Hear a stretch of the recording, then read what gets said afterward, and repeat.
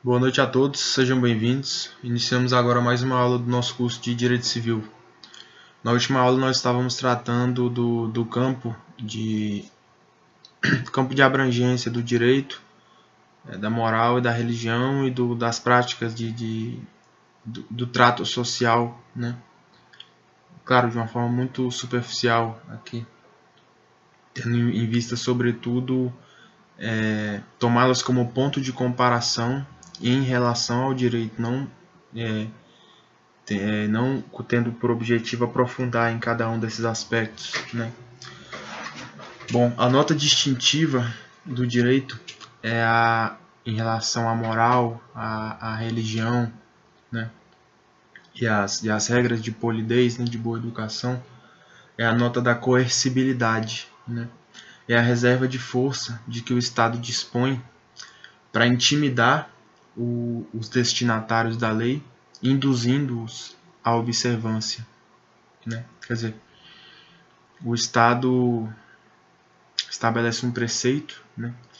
E para o descumprimento desse preceito há uma sanção, né? Há uma sanção estatal, né? Todas as esferas normativas de regramento, né?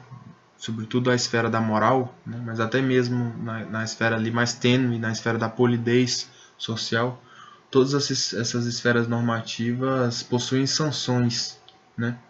Por exemplo, chega num grupo social, se você for um sujeito rude, né, um sujeito que não observar as normas ali de polidez, de educação, etc., a sanção que você vai receber, provavelmente você não vai ser bem recebido naquele grupo, você pode ser excluído daquele grupo, né? Seria uma sanção aí dentro de um grupo social pela inobservância de uma regra de polidez, né? Mas a sanção jurídica, a nota distintiva da sanção dela, além de ser imposta pelo Estado, né, com força obrigatória, quer dizer, é um elemento do qual você não escapa, né? Ou você vai cumprir o que o Estado determinou, ou você vai sofrer a sanção, não tem como fugir, né? No plano ideal, né? E a sanção jurídica ela atua sobre a vida, a liberdade e o patrimônio, né? Atua legitimamente, né, sobre essas três esferas. Legitimidade essa do próprio Estado, né? Uma vez que as leis são editadas pelos representantes do povo, né? Em última análise, são leis feitas pelo próprio povo por meio de seus representantes e impostas a esse mesmo povo. Daí o fundamento de legitimidade das leis, tendo em conta também, quer dizer, tendo como elemento também presente nesse fator de legitimidade a conformidade dessas leis à Constituição, que é a expressão maior de soberania do povo, né? Bom, e a nota distintiva, então, do direito, né, é a coercibilidade, que é a possibilidade legítima de imposição de uma sanção pelo descumprimento da norma estabelecida, sanção essa que vai incidir sobre a vida, sobre o patrimônio ou sobre a liberdade do jurisdicionado, do cidadão, da pessoa, né, do destinatário da lei. Outra nota distintiva do direito é a nota da bilateralidade, né, uma estrutura imperativo-atributiva, no dizer aqui do Paulo Nader. O que significa isso? Que a atribuição de um direito a um sujeito implica a imposição de um dever a um outro sujeito, né? Sujeito aqui tomados em termos, numa acepção ampla, né? Pode ser uma comunidade, pode ser o próprio Estado, né? Ou pode ser um outro sujeito concreto, né? Naquela relação mais clara ali de credor e devedor, né? Seria essa nota da bilateralidade, né? A todo direito corresponde um dever de uma contraparte, né? E aqui o ponto 2.5 aqui do Paulo Nader, lembrando que a gente segue sempre a estrutura traçada pelo próprio autor, né? Que aqui a intenção aqui é meramente expor, né, a obra do autor. Ponto 2.5, a mútua influência entre as esferas normativas, né? E é justamente que entra a questão da consciência dos limites do direito, né? O direito não pode penetrar na esfera, por exemplo, na esfera que seria própria da moral, nem na esfera própria, vamos dizer, da religião, e nem mesmo na esfera própria ali dos elementos de polidez, de fino trato social, justamente porque o direito ele não visa a perfeição espiritual, a perfeição moral das pessoas que estão a ele submetidos, mas visa estabelecer tão somente as condições mínimas de coexistência e de convivência justa, né? O direito não vai tão longe ao ponto de querer determinar a conduta do sujeito no sentido de que ele se torne um ser humano melhor do ponto de vista existencial, mas tão somente no sentido de que a existência daquele sujeito se dê de forma pacífica com a dos outros sujeitos que com ele convivem, né? O ponto 3 aqui do Paulo Naden, quer dizer, agora já então entrando num outro assunto, já esperando a questão de direito e moral, né? Ponto 3 ele denomina a visão integral do direito, né? Isso aqui salvo engano, é uma noção extraída dos ensinamentos do professor Miguel Reale, que foi o mentor, né, do Paulo Naden, segundo consta no prefácio do livro e na introdução. Que o direito não é apenas norma, mas fato e valor, né? O direito precisa estar voltado a uma determinada realidade social, retratando seus problemas e desafios, mas em respeito aos valores e tradições consolidadas, ao passo que a sociedade deve seguir seu rumo, observando os comandos normativos. Tarefa de atualização constante do direito, de modo a acompanhar a evolução social, sob pena de perda da sintonia e transformação em letra morta. Então seria o seguinte: o direito estabelece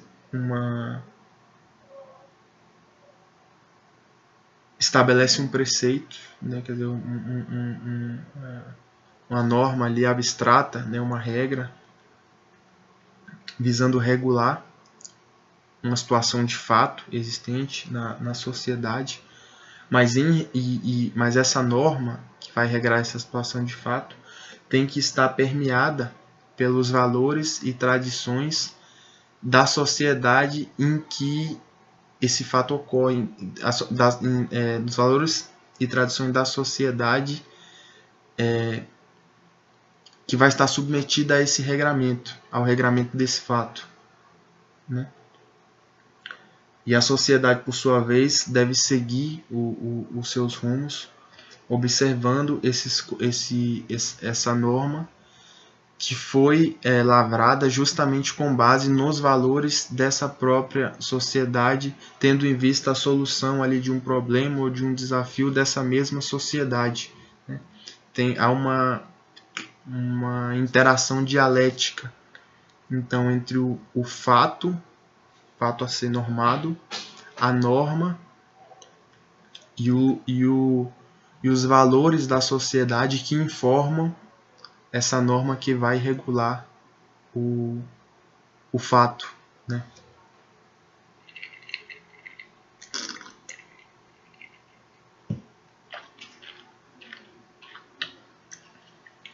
Então, o direito deve acompanhar então a evolução social, quer dizer, tanto a evolução dos novos fatos, objetivamente, que vão surgir, né, quanto dos valores da sociedade, que são os elementos que vão informar a norma a regrar esse novo fato, né? Se essa atualização não for feita, né, o direito, quer dizer, aquilo que as normas, a lei, né, vai se tornar uma letra morta, vai estar ali no texto, mas ela não vai ter normatividade, né? Ou porque ela vai regrar inexistente, quer dizer, vai estar regrando uma situação vai estar se referindo a uma situação de fato que não existe mais, ou vai estar regulando determinada situação de fato com base em valores, que não são mais vigentes na sociedade, que não são mais observados, né? Que não tem mais força nenhuma na sociedade. Então aquele texto vai ser meramente ignorado, vai se tornar letra morta, né? E aqui ele traz uma citação do Georges Hippert, né? Que aqui é uma visão bem tradicional do direito, né? Que é uma visão que eu particularmente subscrevo, né? O Georges Hippert, não sei nem se a pronúncia é essa, ele diz o seguinte, que o direito é a formulação da ordem social estabelecida e não a representação do futuro. Essa definição, ao meu ver, vai ao encontro dessa tricotomia, né? Fato, valor e norma. Quer dizer, é o regramento de um fato de fatos que existem ou que potencialmente podem existir, né? Um regramento feito com base nos valores daquela sociedade, né? Direito à formulação da ordem social estabelecida e não a representação do futuro. Quer dizer, e não o estabelecimento para regar um fato com base num valor que ainda não existe, né? Que se quer instituir, que é se operar uma mudança da sociedade, impondo a ela um valor que não é observado, que não faz parte da tradição daquela sociedade, né? Isso não seria direito, né? Seria alguma forma de tentar fazer uma revolução, né? E não de estabelecer um regramento com vistas à pacificação social.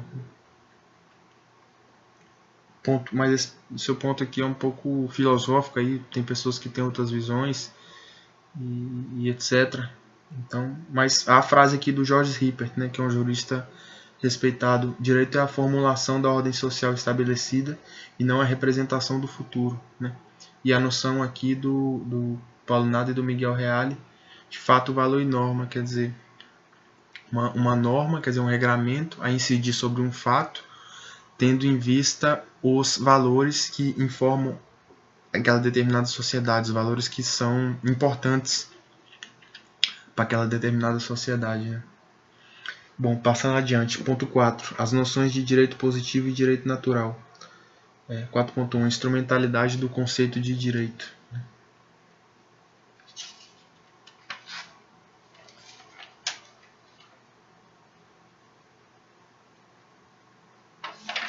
Bom, aqui ele é um pouco sucinto, né?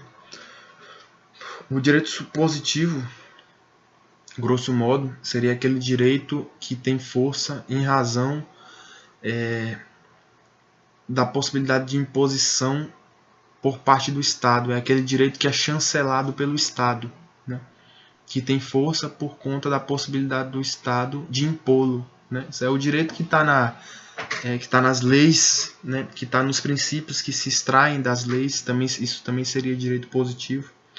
E o direito natural estaria num plano metafísico, né? Por assim dizer.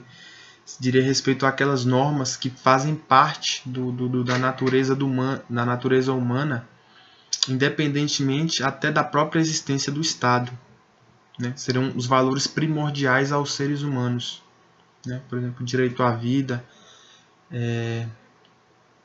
O direito à vida seria o exemplo mais claro, o direito à liberdade, né? Pode-se incluir até o direito à propriedade, também seria um direito natural.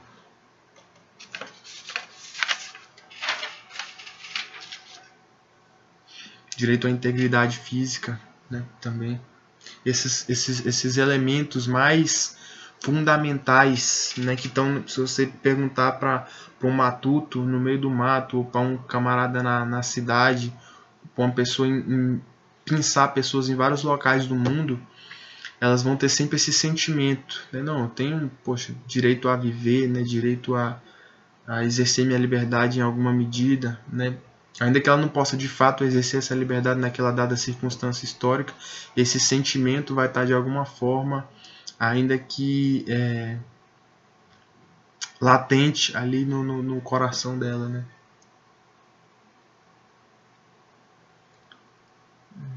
Aí ele trata algumas questões aqui periféricas, né? 4.2, o vocábulo direito, né? Palavra direito.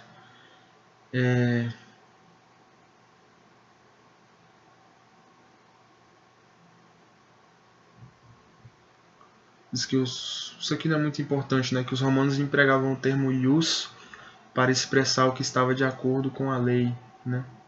E que a palavra direito ela não é unívoca, quer dizer, não tem um único sentido, né? Uma vez que pode se desdobrar em vários significados, né? E a principal dicotomia é essa, né? Entre o direito natural, né? E o direito positivo, quer dizer, o direito que tem uma perspectiva mais filosófica ali dos valores fundamentais à existência humana, e de outro lado o direito que pode ser efetivamente o direito que é efetivamente imposto pelo Estado, né? Chancelado pelo Estado. Aqui 4.3.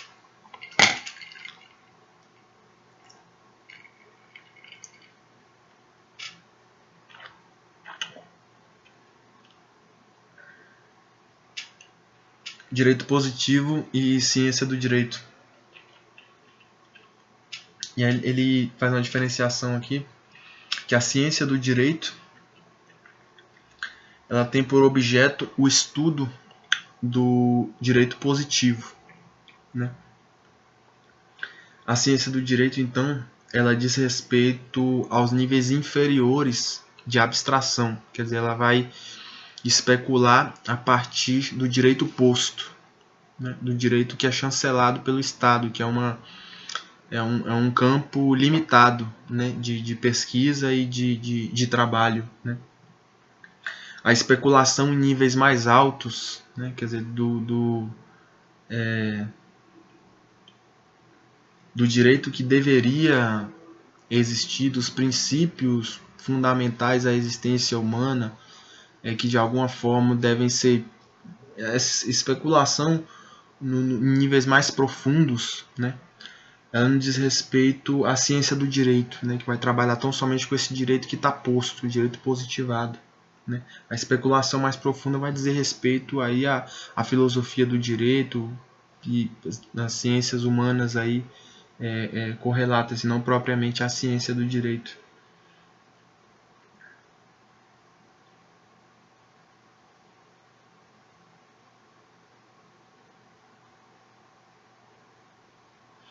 Que o direito positivo ele não está circunscrito, quer dizer, não está limitado ao direito escrito, né? Mas a todo o direito que é chancelado pelo Estado. Por exemplo, na Lei de Introdução às Normas de Direito Brasileiro, nós temos ali expressamente os costumes como fonte de direito, né?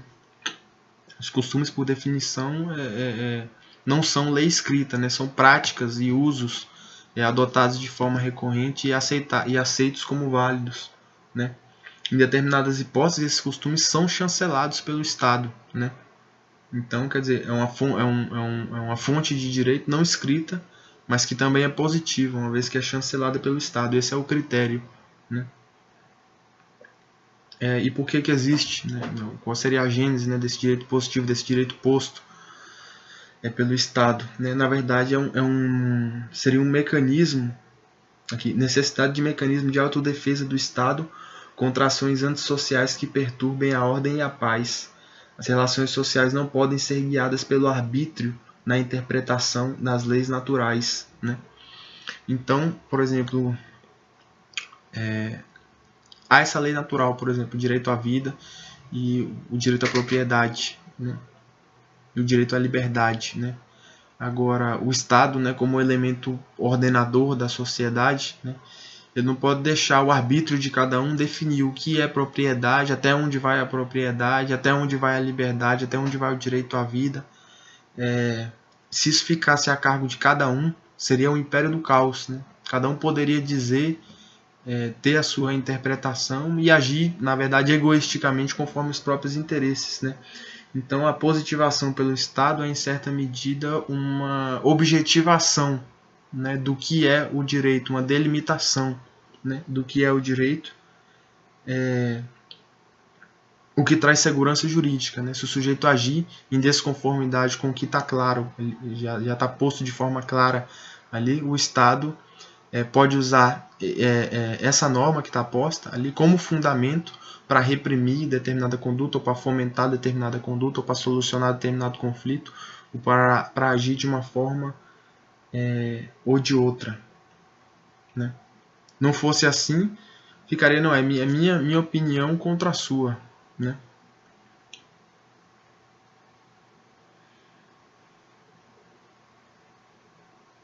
Quer dizer, possibilitar a convivência sem a autodestruição da sociedade, né? E solucionar os conflitos, né? Esse seria a visão tradicional do direito, dos objetivos tradicionais dos direitos, os objetivos que sempre existiram, né? Possibilitar a convivência sem a autodestruição da sociedade e solucionar os conflitos, né? Mais modernamente, né, surgiram alguns outros objetivos, né? Por exemplo, a justiça social, né, que seria uma forma ali de tentar equiparar ou diminuir a distância ali entre os ricos e pobres, entre as oportunidades sociais das pessoas mais abastadas ali e das pessoas que têm menos oportunidade, né? A defesa do meio ambiente, né, seria também um objetivo do direito mais moderno, né, que não existia em tempos anteriores, né, e por aí vai, né? Aqui o 4.4, o direito natural, né? O direito natural seriam aqueles grandes princípios eternos, né, imutáveis e universais. Quer dizer, uma coisa que não muda e que é aplicável a todo mundo indistintamente, né? Seria principalmente a vida, né, o direito à vida e o direito à liberdade, né? Isso aqui na perspectiva ocidental, né?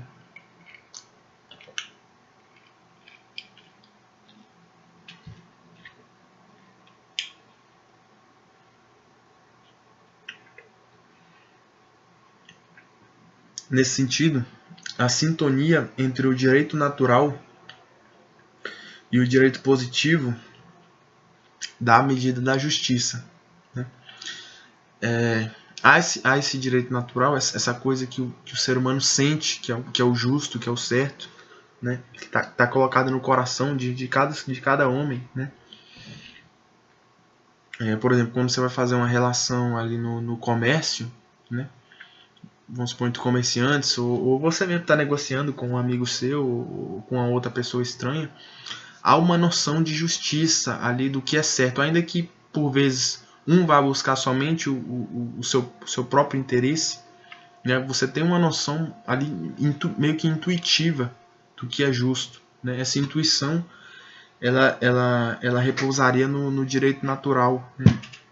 Essa sensação, olha, eu tenho direito à minha vida, não pode vir uma pessoa aqui e ceifar minha vida, ceifar a vida da minha família, me constranger, tolher minha liberdade, né? Esse é o sentimento que todo ser humano tem, e isso aí seria o direito natural, né? Então,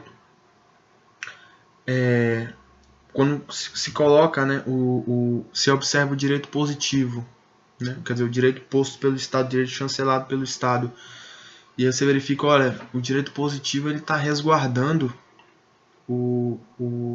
esses princípios, né, eternos, imutáveis e universais essenciais para o homem. Então essa seria a medida de justiça. Quanto mais o direito positivo se aproximasse do direito natural, mais justo ele seria. E quanto mais se afastasse, né, quanto mais arbitrário fosse, mais dissociado desses princípios essenciais, mais injusto seria o direito positivo, né? E há aí, evidentemente, uma tensão dialética entre a justiça, né, e a segurança jurídica, né? Por exemplo, há o direito positivo. Pode haver uma norma ali no direito positivo que te pareça injusta, né? E aí tem aquela questão de Sócrates, né? O cumprimento das leis injustas para o resguardo das leis justas, né? O resguardo da segurança jurídica, né? Senão qualquer um poderia chegar e dizer, olha, eu aceito essas leis do Estado só enquanto elas estão em conformidade com a lei natural, segundo a minha visão, né? Então aceito as leis do Estado até aqui e a partir daqui eu me rebelo contra elas, né? Se todo mundo fizesse isso, haveria uma atmosfera de insegurança geral, se cairia no reino do arbítrio novamente, né? Então há essa tensão, quer dizer, o direito natural ele tem ele é um pouco mais etéreo, né? Um pouco menos, a visualização dele é um pouco menos clara, a delimitação do direito natural é a evidência menos clara que a do direito positivo, né? Que está expresso ali na lei, né? E que vai ser aplicado de forma uniforme para todos e que exige uma aplicação uniforme, né? O direito natural ele daria margem a que cada um, quer dizer, um conceito mais aberto, né? Direito à liberdade, né? Cabe muita coisa aí dentro desse termo, né? Da margem tem um campo semântico aí muito aberto, né? Então haveria essa tensão, né? Entre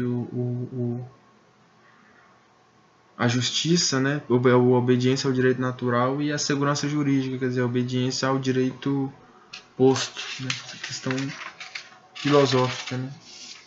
Bom, por hoje seria isso, meus caros. Obrigado pela atenção, desculpe qualquer confusão. Boa noite a todos.